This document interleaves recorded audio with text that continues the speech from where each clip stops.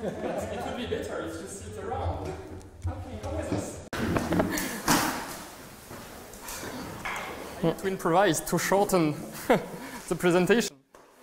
And you want to buy some food, but, well, you forgot your wallet. You want to make copies for your students, but the copy machine is broken. Every day you have to improvise. So why not improvising in music? And even improvising by singing. Please, can you tell your name? Of course, I am. Great. Where are you from? I am from Hungary. Is it your first time in Hungary? No, it's not the first time. Okay. Well, this is this is a basic question-answer game that all of you know. And you can use this kind of game as soon as the student enter in the classroom. For example, when checking the presents. Okay, Anna, are you there? It seems no. Anna, where are you? Okay, she must not be there. So you can use improvisation as soon as they come into the classroom, and you can even ask your pupils to not open the mouth, but for singing. You want to go to the toilet? Ask me by singing. You forgot your stuff at home? Tell me by singing. And if you don't know, perhaps you know the wonderful American musical, The Sound of Music. If you don't know, you have to see him, to see that film, and to be inspired by Judy Garland singing all along the film. You know, though a deer, a female deer, okay. And this film is just marvelous. And just look at that and act in the same way. Okay. This is the first point. When Kodai say singing, singing, and singing, I would just reply improvise, improvise, and improvise. So improvise yourself first. This is the first point. If you want your student to improvise, you have to improvise yourself. Be confident and crazy. They will be confident and crazy. Be frightened and not convinced. They will be frightened and not convinced. But of course, improvising is showing a part of yourself. And there are some judgments, some critics. It's not always easy to show your personal to everybody. So this is the second point. You have to make it progressive. For example, can we stand up all together? As in a choir rehearsal, when you need to bring the people to improvisation with a warm-up first. And for example, just let's breathe together. And when you expire on s or sh at your own rhythm.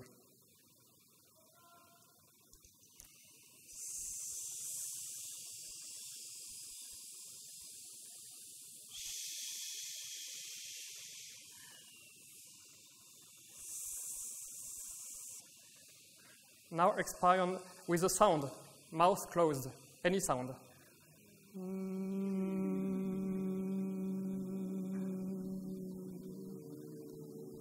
Change the sound each time you expire.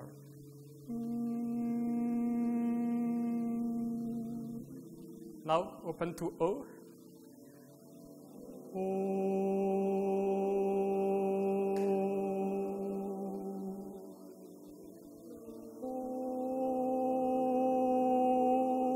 And open your ears.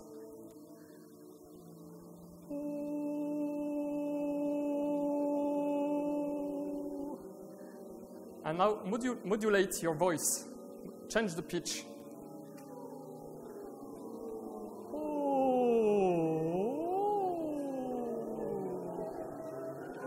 And add 3 syllables. Any. Party.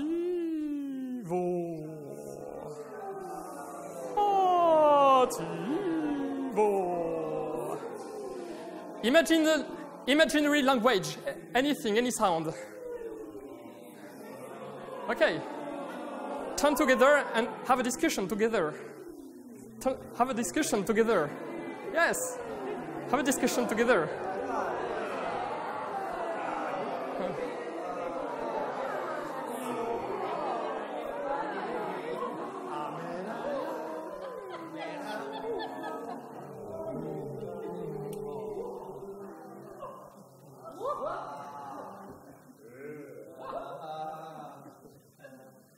Yes, you are improvising in front of all the other, and you are not afraid. That's great. So, this is a mean to bring children to improvise without being afraid. You don't have to tell them they are improvising, just do it. And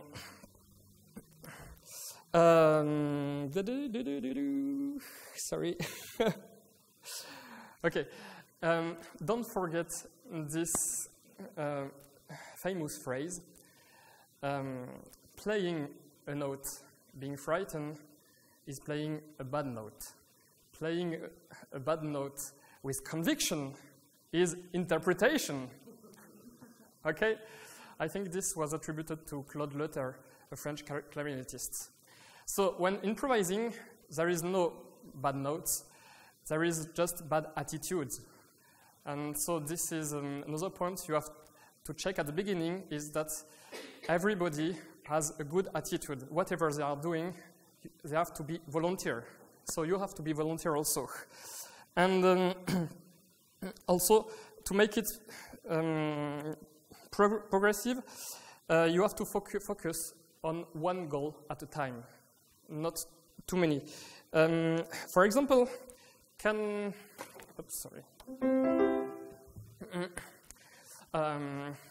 Peter, can you improvise on Do with 3 notes? Do, mi, sol, do, mi, sol. Can you improvise a melody with that? Do, sol, mi, sol, do. Okay. And Todd, can you try? Yes.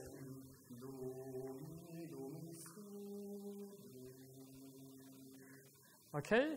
And Christine? Okay. Emma?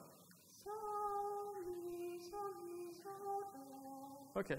And there is a thing very interesting, is that all of you improvise with the notes, but that was all. And in a sound, there are 4 parameters to define a sound. There is the pitch. You act on the pitch. But there is the volume also. Nobody acts on the volume, crescendo, decrescendo, forte, piano. There is the duration. Well, there was different duration, but not really long duration and short duration, just using mezzo forte and with medium durations. Yes. And there is a 4th parameter, which is the timbre, the color. For example, you can change the color of your voice, not have a natural voice.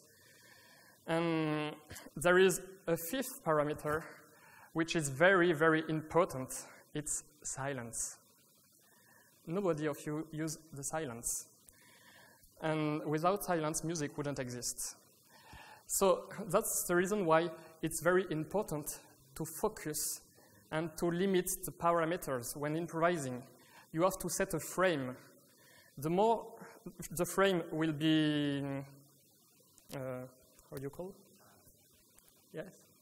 Will be small? Yes. The more the student will have to develop imagination to invent something in that small frame. And for example, we can try to improvise on 1 note. Can you try? Well, on sol, on 1 note. No, just one note, just on sol, improvise with one note only.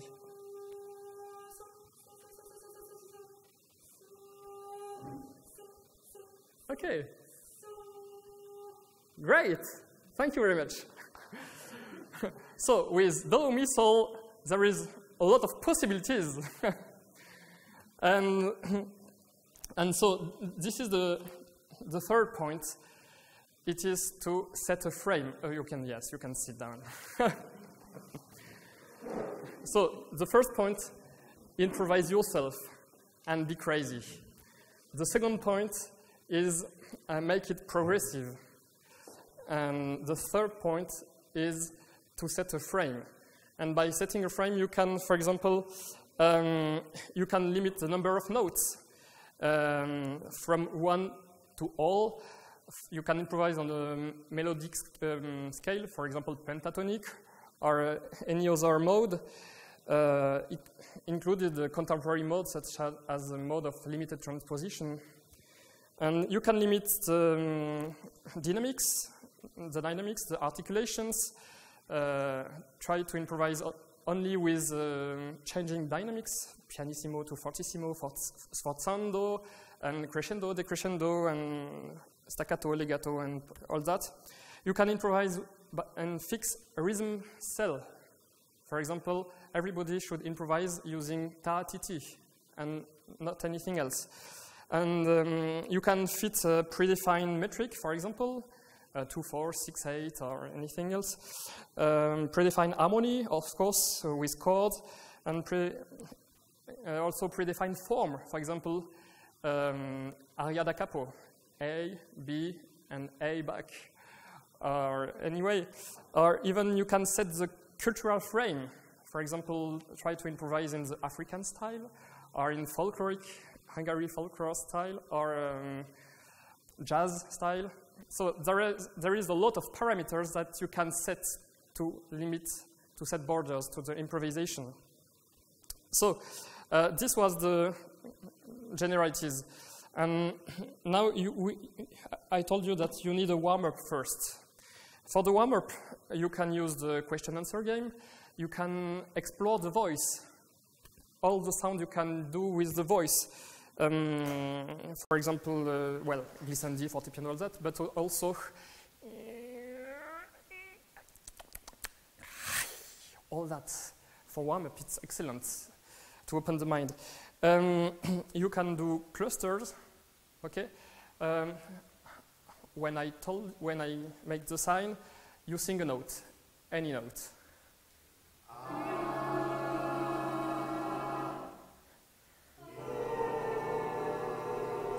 Okay, and now open your ears and adapt the volume to have a beautiful cluster.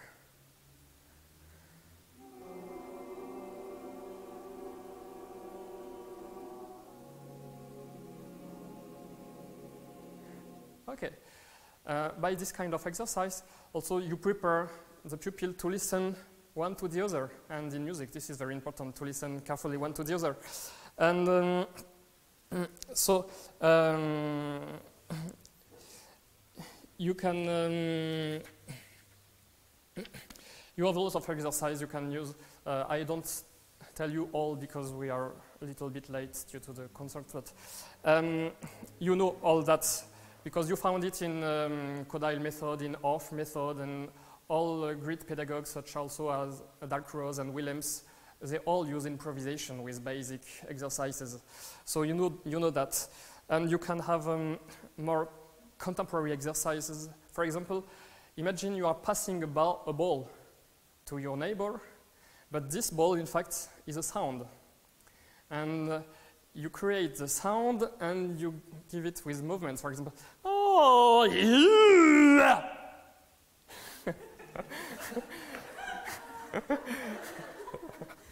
Ah, it's crazy. And when passing the sound, yes, you should react and take the ball and take the sound and pass the sound to the next one. And by such game, children will become freer and open-minded, and that's also the aim of improvisation. Okay, so for the warm-up, you can be very crazy. And after that, you can become a little bit more serious and try to involve music education with improvisation. So you have games to connect to beat and rhythm. And for example, well, it's a basic exercise also you can find in Kodai method. It's, we call that repeat after me. We have a pulsation and do do do do do do.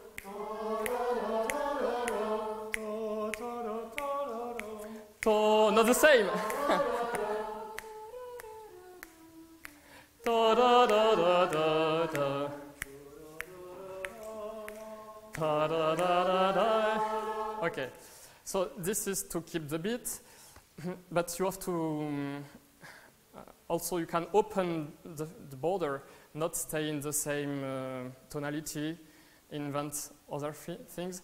You can do the same exercise with rhythm only, and rhythm involving all the bodies from the feet to the head, and also with mouth drumming.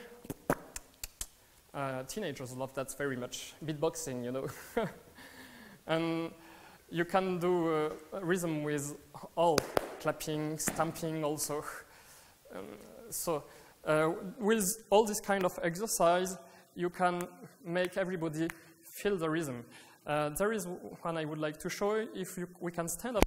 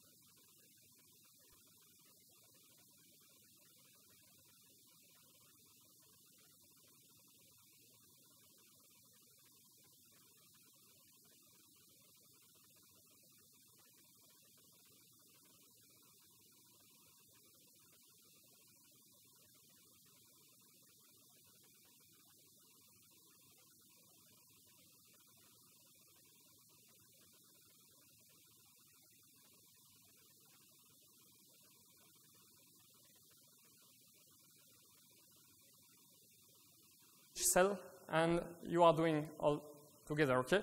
This is the pulsation.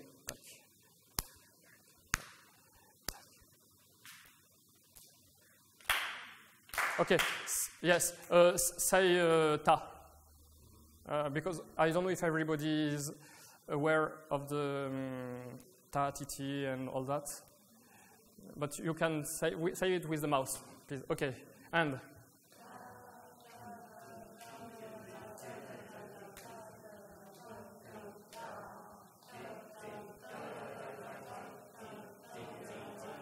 Okay, here nobody was improvising. I was just showing. But now you can ask one of your students to improvise, I mean to choose which rhythm he wants to do. Having to do a choice is already improvisation. And then you can have another student that come to the board and that listen to the first student that tells the rhythm, and the other student show, listen and show, oh, he did that, oh, he did that, he did that, he did that. So here you have two students working at the same time, but not in the same way. The first one is doing a short improvisation, but he's practicing rhythm, how to tell the rhythm correctly, and the second one is practicing hearing. Okay, I hear that, and I know it writes like that. And you can even add an error box. For example, if instead of saying ta ta ta, you say ta ta ta to 6/16 and 8th. Well, wrong box. He did a mistake. And so in this way, the students are not passive. They are active. One is reading the rhythm in any way, and the other one is just showing, and he's working the ear. It's a different manner.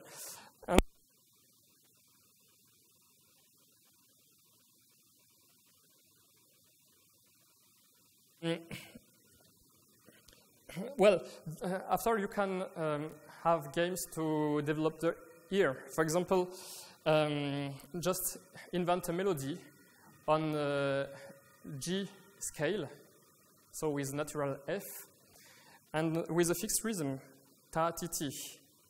So this is the...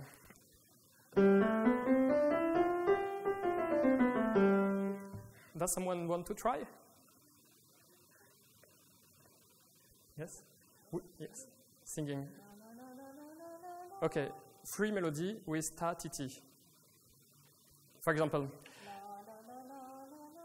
Yes? Yes, but a real melody. Okay, well, this is an excellent exercise to master the scale. Ta, ti, ti, ta, ta, ta, ta, ta, ta, ta, ta, ti, ti, ta, ta, ta, ta, ta, ta, ta. Okay, it's fixed rhythm, ta, ti, ti, and fixed scale. And so the students are developing they have to be imaginative with in a frame. Okay, then you can add chords. For example, you can have the what I call psalmody, is to say a text, okay, with changing chords. I am saying a text and changing chords at the same time, but I am doing both, so I know what I'm going to do. But does someone want to try with the, let's take the phrase, to improvise or not to improvise, that is the question. To improvise or not to improvise, that is the question. And does someone, okay.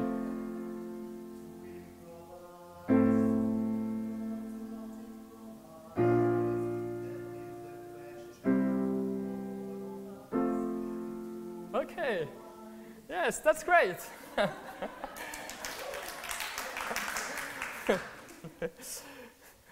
And so here the students have to listen to the piano and to find the good notes. Okay, sometimes he will just sing the soprano notes. Da da da da, da da da da, da da da da, da da da da. Okay, this is not improvisation, this is just copy. So you have to make arpeggio, for example.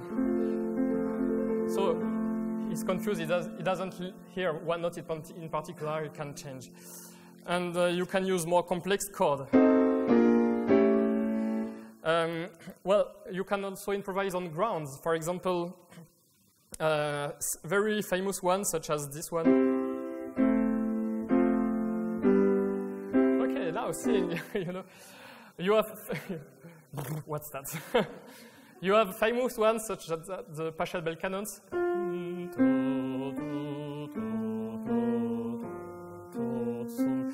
And let your students invent a free melody on that ground. Or you have you can play the wonderful Lamento della Ninfa by Monteverdi. This is wonderful, and this is only 4 chords.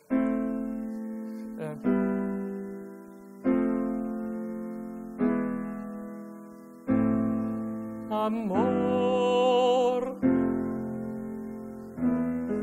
amor, you know that? If you don't know, you have to listen to that because it's incredible. With 4 chords only, the soprano has a wonderful dramatic melody. And this is very interesting for the children to have a good sample of what you can do with only 4 chords. And okay, you can have games such as what we call circle song also. It's you start singing something, for example, ta ta ram ta ta ta ta tam ta ta ram ta ta ta ta ta. I don't know the thing. Ta ta. Okay, sorry, I didn't explain the rule. Okay, you. Okay, well, I have to check the time. Because it's going, it's running. But okay, circle songs, it's you sing a sequence that you repeat all the time, and you ask another one to add another layer, and then another layer, and then you can have well, a circle song, and then you can ask another pupil to improvise on it. And and if you want to listen to good circle songs, you can listen to Bobby McFerrin. He's a genius for that, and he had an album which name is Circle Songs. And sorry, I need to hurry a little bit because we were late. We started late, and also at the beginning I didn't know I had only 45 minutes, so I prepare longer. But when you will go out, you can take copies there. This is the full workshop I prepared, if you want. In the kind of, yes, in the ideas that may be interesting for music education, it is building a canon together. For example, you play 4 chords on the piano, and you ask one student to invent a melody on that 4 chords. And then another student to add another melody above. And then a third student to add a third melody above. So you have 3 different melodies above one or the other. And then ask them to stop. The first one sing, the second one sing, and the third one sing. And here you have the 3 melodies in line. And this is the melody, the full melody of the canon. You can make all the class sing these 3 parts, and then divide all the class in 3 groups, and each group sing the 3 parts. And when you have the 3 parts, one above the other, just stop playing the piano and listen. Is it really a good canon? Can we hear the harmony? Maybe on a strong beat, everybody is doing the same note. So harmony is missing. Then you can explain your student how to build a canon and how to build harmony. And start again, after explaining all that, ask them to fill the gap. I mean, if someone is doing the tonic on the first chord, then ask the second one that will have the second layer to sing the third or the fifth to fill the gaps. And so it develops the ear of the students because they have to listen to what already exists and try to find the gaps and fill the gaps. And well, after you can go deeper. For example, you can work around a pre-existing melody. Take a melody that exists and you can embellish it. Embellish with Baroque ornamentations, for example, or with diminutions. For example, you know the celebrant. You've got many variations by Mozart and even by Bach, also Johann Christian, I think, or Carl Philipp Emanuel. And you can ask your students to make variation to change a little bit the melody. For example,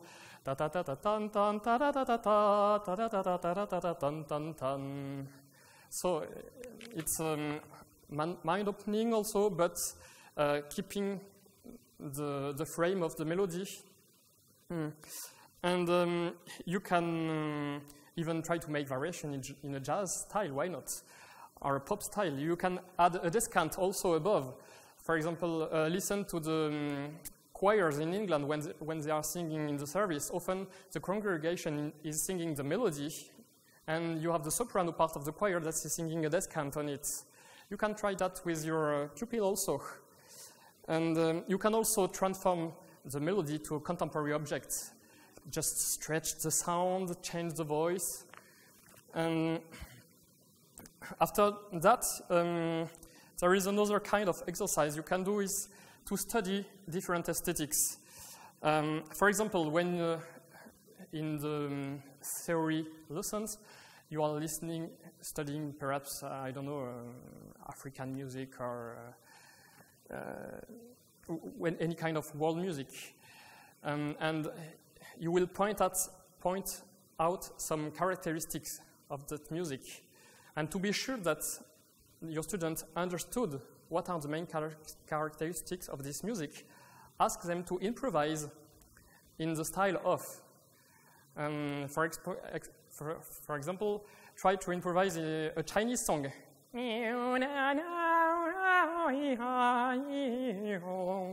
Well, Chinese is pentatonic, a little bit like African. And so, and if it's not really good, try to explain him, okay, this was wrong because this sounds more like Western Europe than African, or I don't know. And by using improvisation, you help the student to understand, to have a comprehensive view of the music you are studying. And so you can study local folklore, for example, or Japanese no theater, you know, the Japanese no. Or Occidental art music, for example, Gregorian chant. Can you improvise a Gregorian chant? Yes. Kyrie eleison. Well, or you can also improvise if you have a lesson based on blues, jazz, or rap. Make your students improvise on the blues chords or anything else with the blue notes and you know. You can also study a composer style. For example, improvise in Bach style. Bach is in French. And with the harmonic marches. And every student that has analysis lessons should be able to know about Vivaldi style and Bach style and Mozart style and Fauré style. You can use that improvisation for that. And for example, let's try to know about Arvopert style. You know how all Arvopert? Yes, Tintinabulum. It's really simple. There is an A chord.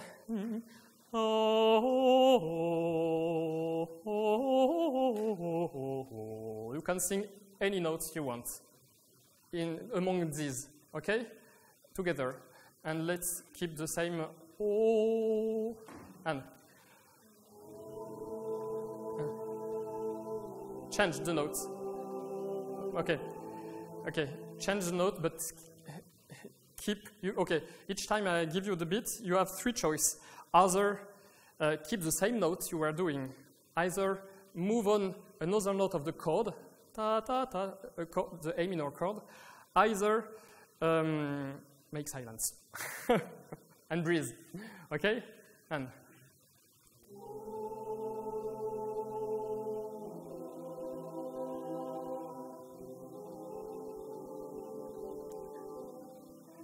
Okay, there was already some foreign notes. So this is this is what we call tintinnabulum, is going from one note of the chord to the other.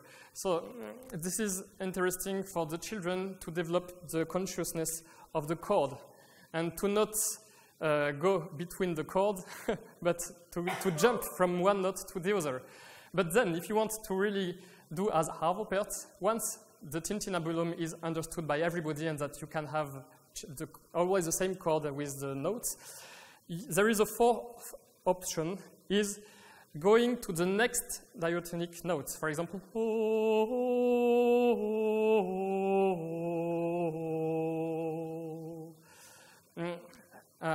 I'm doing that for the moment. And you change from one note of the A chord to another note of the A chord, okay?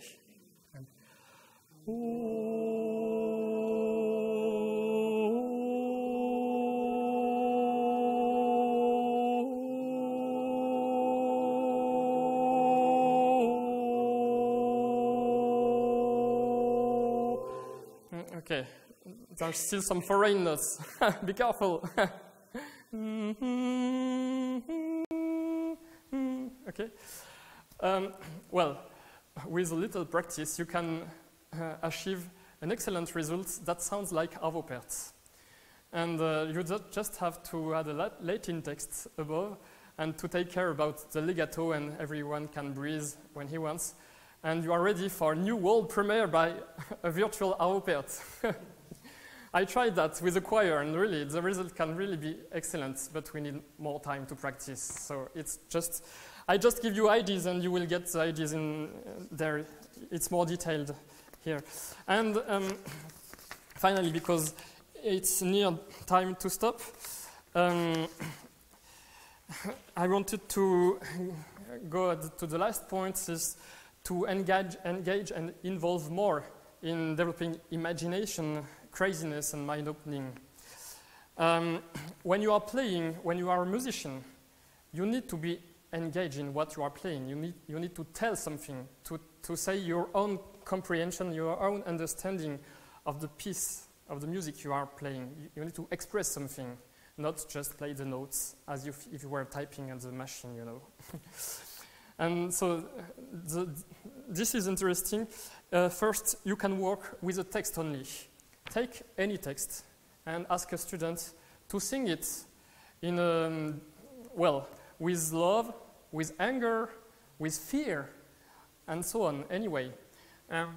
You can take any text, even administrative text, for example, which is naturally neutral, you know.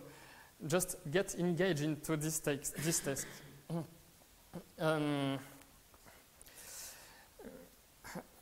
I brought an application later to try it, but well, we don't have time. But be open to every text, because if you take, for example, a poem, often the music is already inside. Take a neutral text, and so you can just sing it in any way. You can make sense in any way you want. You can work with sound only. For example, the more and more contemporary music requires unusual sounds, and especially with voice, because voice is an incredible instrument with a lot of possibilities. And so you can, with your student, you can explore all the sounds you can do with voice. For example, you can blow, whistle, speak, sing, shout, anything. And just focus on one point. For example, blowing. how many how many ways can you blow? Well, so many. This is blowing also. There are so many sounds just by blowing, even with the nose. And don't forget to set a frame, because for example, just say, now we are improvising with the blow, nothing else. Nothing else, but we cannot do anything with that. Yes, you can. Look, how you can do all that. Oh yes, it's true, I didn't know. So the more the frame is small, the more you can open your mind and discover new skills and new possibilities. You can develop a musical conversation, as we did at the beginning, with an imaginary language, and try to invent a story, for example. Well, there are some interesting exercises also to develop the fine hearing. 5 minutes. For example, ask 2 students to sing the same note with the same color of vowel and the same pitch. And there is a leader that will change the note, and the followers that will try to keep the exact pitch. Using improvisation in this way, you can develop the fine ear of the students. You can use a score as support also. All of you know perhaps Immortal Bach by Knut Nischtet. It's a Lutheran choral harmonized by Bach, Komm süßer Tod. And just holding some notes, you create new harmonies. You can do that with many different scores. And you can change the rules. For example, start with the first note altogether, and then start back with the first note and the second notes, and so on. You can you have some contemporary scores that require improvisation. For example, you have note tanks, and that means you have notes, and the performer have to choose which note he sings. You have a random cell. The performer has to choose which bar he will play next. I brought some score. For example, this one is you have random pitches here, and you have random pitches also here, and this one you start here, and you have to turn the score. And after you have this kind of score also, you can choose how many times you repeat each bar. This one is from Terry Riley. It's called In C. And here also you choose your path. And this is a score where you can choose which part to play. And this is from the 18th century. This one is by Kirnberger, a German musician from the 18th century. So this is not new. And then you can have graphical scores. For example, give that to your students and just improvise with that. Well, what's that? How to interpret the lines and the thickness of the line also. Is it the pitch? Is it the volume? You have to invent your own rules. Some scores, like this one, there are rules already written, and the composer just explained, well, the white white boxes are for volume, the black ones are for complexity, and there is a timeline there. And also, you have this one. This one is wonderful. It's quite it's to my mind too complicated to use for improvisation. But when you have to face a graphical score, don't be afraid. Just look at the score and try to understand the composition of the elements. What is the relation between them, and also that. And you have this one. This one is called Stripsody. This one is very good for children. It was written by Katy Berberian, the wife of Luciano Berio. It's comics. And okay, finally, I wanted to show you a little bit of soundscaping and sound painting, but we are running just a little bit out of time. Does anyone know about sound painting? Hungarian? No, Walter. We have a movement here. Okay. It was created by Walter Thompson, an American, in the 80s. And you have very codified signs. For example, whole group play a long tone at forte. This is the volume. And okay, now play. And everybody is doing such. So you have many tools that you can find in this. If there wasn't enough for everybody, so yes, there are some more. But you can leave me your email and I will send you the PDF. Okay, I will stop there. I hope that maybe you get some clues and some tips for your class. And I encourage you to use improvisation, but don't forget, a good lesson with improvisation must not be improvised. Okay.